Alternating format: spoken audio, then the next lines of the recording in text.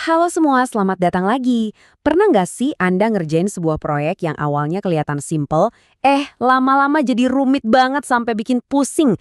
Nah, hari ini kita bakal ngebongkar sebuah peta pikiran yang jenius banget dari bukunya Dan Ward, The Simplicity Cycle. Ini adalah sebuah kerangka kerja yang saya jamin bakal ngubah cara Anda ngelihat proses kreatif, mulai dari tugas sehari-hari sampai proyek raksasa sekalipun. Oke, kita mulai dari kutipan ini, karena ini benar-benar nangkep paradoks yang kita semua hadapi. Kita tuh kayak terobsesi gitu sama fitur baru, pilihan yang nggak ada habisnya, dan hal-hal yang canggih. Tapi, ujung-ujungnya apa sih yang kita mau? Produk yang gampang dipakai dan solusi yang elegan kan? Nah, dilema inilah yang jadi inti pembahasan kita hari ini. Biar gampang ngertinya, Dan Words ngasih kita analogi yang brilian dan gampang banget dicerna. Coba bayangin, sebotol soda ukuran 2 liter, manis, bersoda, dan wah menggoda banget kan? Analogi soda tadi itu pas banget buat ngebawa kita ke bagian pertama, jebakan kompleksitas. Ini tuh soal kecenderungan alami kita, hampir kayak refleks gitu, buat terus-terusan nambahin sesuatu. Kita selalu mikir, lebih banyak itu pasti lebih baik. Tapi, seperti yang bakal kita lihat, keyakinan itu sering banget salah total. Ini dorongan yang kita semua kenal banget lah ya. Mau bikin presentasi lebih bagus, kita tambahin animasi. Mau bikin aplikasi lebih berguna, kita tambahin fitur. Awalnya sih oke-oke aja, tapi ada satu titik di mana setiap tambahan itu justru bikin bingung, bikin lemot, dan bikin pengguna frustrasi. Akhirnya kita malah kejebak di labirin yang kita bangun sendiri. Nah, inilah yang disebut konsekuensi yang tidak produktif. Nah, ini dia pertanyaan yang mengubah segalanya. Kalau nambahin terus itu bahaya, tapi ngebuang semuanya juga nggak praktis, berarti jangan-jangan tujuan yang kita kejar selama ini salah. Pertanyaan ini maksa kita buat berhenti sejenak dan mikirin lagi, sebenarnya tujuan akhir kita tuh apa sih? Dan inilah jawabannya. Jawabannya simple tapi dalam banget. Tujuan kita itu bukan bikin sesuatu jadi sesimpel mungkin, bukan. Tujuannya adalah membuat sesuatu jadi baik. Kesederhanaan itu cuma salah satu jalan, salah satu alat buat mencapai kebaikan itu. Oke, jadi target kita itu kebaikan, bukan cuma kesederhanaan, tapi gimana caranya kita bisa sampai ke sana? Perjalanan ini bisa jadi membingungkan banget tanpa ada panduan. Untungnya, Dan Ward udah menciptakan sebuah peta yang sangat berguna buat nuntun kita. Sebelum kita lihat petanya, ayo kita samain dulu persepsi soal dua istilah kunci ini. Kompleksitas itu objektif, kita bisa hitung ada berapa banyak bagian atau langkahnya, tapi kebaikan, nah ini lebih subjektif. Kebaikan itu yang nentuin, ya pengguna. Sebuah desain bisa aja kompleks banget, tapi kalau buat pengguna terasa gampang dan efektif, ya berarti desain itu baik. Dan inilah dia petanya, siklus kesederhanaan. Peta ini dengan cerdas banget ngegambarin hubungan antara seberapa rumit sesuatu dengan seberapa bagus kualitasnya. Coba perhatikan sumbunya ya. Yang horizontal itu kebaikan, dan yang vertikal itu kompleksitas. Oke, peta udah di tangan, sekarang waktunya kita mulai petualangannya. Yuk kita jelajahi setiap wilayah dalam siklus ini, satu persatu. Kita akan mulai dari titik nol setiap proyek kreatif, di pojok kiri bawah peta.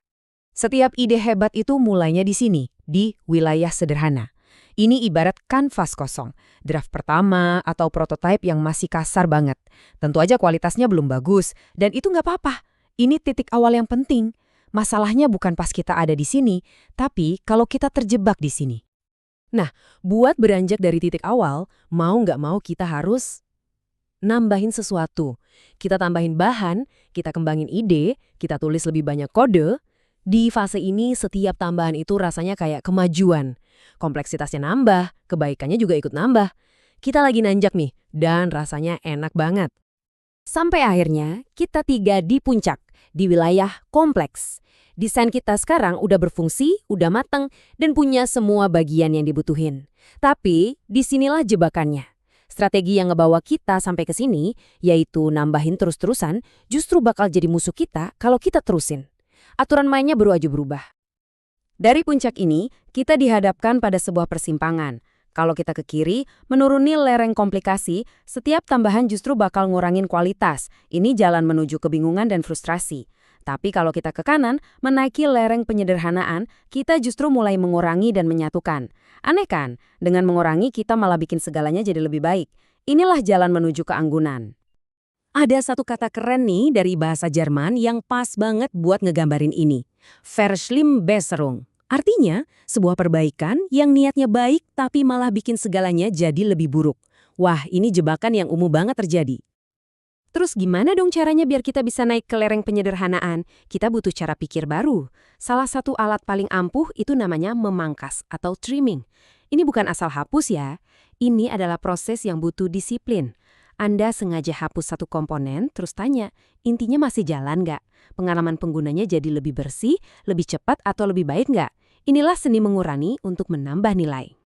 Inilah tujuan akhir kita. Sebuah kondisi sederhana yang elegan yang didapat dari kerja keras. Ini bukan kesederhanaan naif kayak di awal tadi, tapi kesederhanaan yang lahir dari kebijaksanaan. Peta ini bakal jadi lebih hidup kalau kita lihat gimana orang-orang beneran menggunakannya. Sekarang yuk kita lihat beberapa pola perjalanan yang umum atau arketipe yang sering terjadi waktu sebuah tim menavigasi siklus ini. Arketipe pertama, ini yang paling sering kejadian. Koreksi arah. Ini terjadi pas Anda sadar kalau situs web Anda udah kebanyakan menu atau proses kerja di kantor terlalu birokratis. Jadi, Anda berhenti sejenak, evaluasi, dan dengan sengaja memangkas fitur yang jarang dipakai atau langkah-langkah yang nggak perlu. Ibaratnya kayak ngeberesin isi ransel yang keberatan pas lagi naik gunung. Tapi kadang koreksi arah aja nggak cukup. Desainnya udah terlanjur rumit banget dan fondasinya salah. Disinilah arketipe kedua yang lebih drastis muncul. Kembali ke base camp. Ini artinya kita harus punya keberanian buat bilang, ini nggak berhasil. Ayo buang, dan kita mulai lagi dari awal dengan semua pelajaran yang udah kita dapat. Kedengarannya menyakitkan, tapi seringkali ini jauh lebih cepat daripada maksain benerin sesuatu yang udah rusak parah. Jadi coba deh sekarang tanyakan pada diri Anda dan tim Anda. Energi kalian saat ini lebih banyak dipakai buat nambahin hal baru atau buat mengintegrasikan dan menyederhanakan yang sudah ada? Jawabannya bakal nunjukin di mana posisi Anda di peta ini. Oke, kita udah menjelajahi petanya, udah lihat beberapa contoh perjalanannya. Sekarang, bagian yang paling penting, giliran Anda. Yuk kita bahas gimana caranya Anda bisa menerapkan siklus kesederhanaan ini dalam pekerjaan Anda, mulai hari ini juga. Jadi, kenapa sih kerangka kerja ini begitu kuat? Pertama, ini ngasih tim Anda bahasa yang sama buat ngomongin masalah yang rumit. Jadi nggak cuma debat kusir, tapi bisa langsung tanya, kita ada di mana nih di peta ini? Kedua, ini ngalihin fokus kita dari tujuan yang salah kaprah, kayak kesederhanaan, ke tujuan yang sebenarnya, kebaikan.